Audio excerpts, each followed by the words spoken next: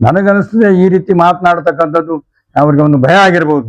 ಎಲ್ಲಿ ಬಿಜೆಪಿಯಲ್ಲಿ ನನಗೆ ಟಿಕೆಟ್ ಕಟ್ ಆಗ್ತದೋ ಅಂತಕ್ಕಂಥ ಬಂದ ನಾಯಕರುಗಳಿಗೆ ಖುಷಿ ತರ್ತಕ್ಕಂಥ ರೀತಿಯಲ್ಲಿ, ಖುಷಿ ಪಡಿಸ್ಬೇಕಂತಕ್ಕಂಥ ರೀತಿಯಲ್ಲಿ ಸುಮ್ಮನೆ ಒಬ್ಬರ ನಾಯಕತ್ವಕ್ಕೆ ತೇಜೋವಧೆ ಮಾಡ್ತಕ್ಕ. ನಮಸ್ಕಾರ ಎಲ್ಲ ಕಲಬುರಗಿ ಜನತೆಗೆ.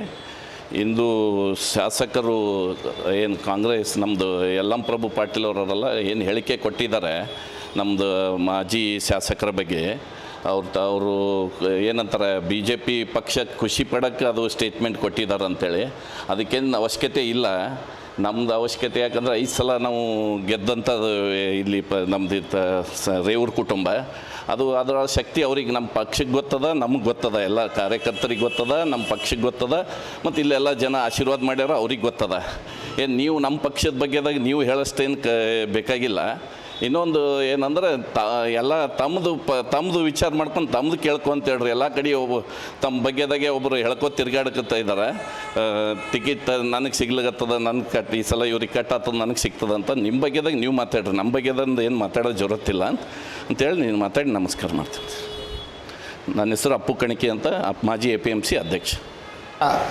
ಕಲಬುರಗಿ ನಗರ ಜನತೆಗೆ ಈ ಒಂದು ಮಾಧ್ಯಮ ಮುಖಾಂತರ ನಮಸ್ಕಾರಗಳನ್ನು ತಿಳಿಸುತ್ತಾ, ಇವತ್ತಿನ ದಿನ ನಾವಿಲ್ಲಿ ಈ ಮಾಧ್ಯಮ ಮುಖಾಂತರ ತಿಳಿಸುವುದೇನೆಂದರೆ, ಇದೇ ದಿನಾಂಕ 4/6/2026 ಒಂದು ಕನ್ನಡ ದಿನಪತ್ರಿಕೆಯಲ್ಲಿ ಗೌರವಾನ್ವಿತ ಕಲಬುರಗಿ ದಕ್ಷಿಣ ಮತಕ್ಷೇತ್ರದ ಶಾಸಕರಾದಂಥ ಮಾನ್ಯ ಯಲ್ಲಂಪ್ರಭು ಪಾಟೀಲ್ ಅವರ ಒಂದು ಹೇಳಿಕೆಯನ್ನು ನಾವು ಇವತ್ತು ಅದ್ರ ಬಗ್ಗೆ ನಾವು ಇವತ್ತು ಬಯಸ್ತಾ ಇದ್ದೇವೆ.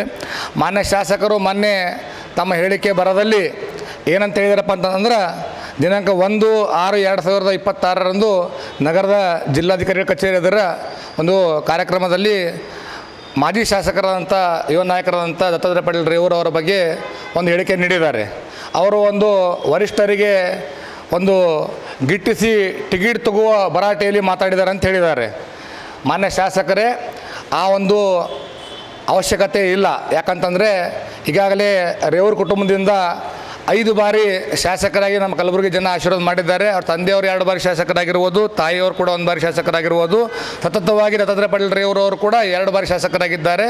ಅವರು ಕರ್ನಾಟಕ ರಾಜ್ಯದಲ್ಲಿ ಅತಿ ಚಿಕ್ಕ ವಯಸ್ಸಿನಲ್ಲಿ ಜಿಲ್ಲಾ ಪಂಚಾಯತ್ ಸದಸ್ಯರಾಗಿ ಇತಿಹಾಸ ಬರೆದಂಥ ದಾಖಲೆ ಇರುವುದು ಸಮಸ್ತ ರಾಜ್ಯದ ಜನರಿಗೆ ಗೊತ್ತಿರುವಂಥ ವಿಷಯ.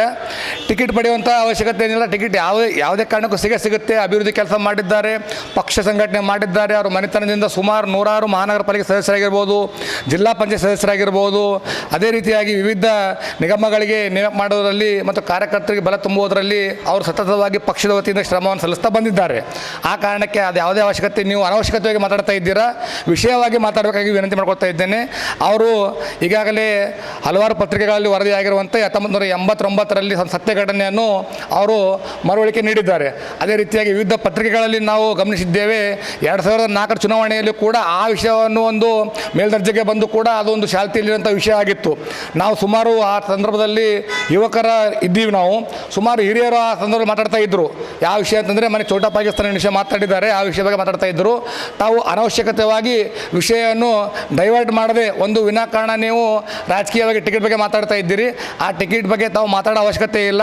ಯಾಕಂತಂದರೆ ನಮ್ಮ ಪಕ್ಷ ನಮ್ಮ ಯಾವ ರೀತಿ ನಮ್ಮ ರೇವೂರು ಗೌಡರು ಪಕ್ಷಕ್ಕೆ ದುಡಿದಿದ್ದಾರೆ ಅಂತ ಗೊತ್ತಿದೆ. ಅವೆಲ್ಲ ಗಮನ ನಮ್ಮ ಪಕ್ಷಕ್ಕಿದೆ ಅಂತೇಳಿ ಈ ಸಂದರ್ಭದಲ್ಲಿ ನಾನು ಹೇಳಿಕ್ಕೆ ಬಯಸ್ತಾ ಇದ್ದೇನೆ.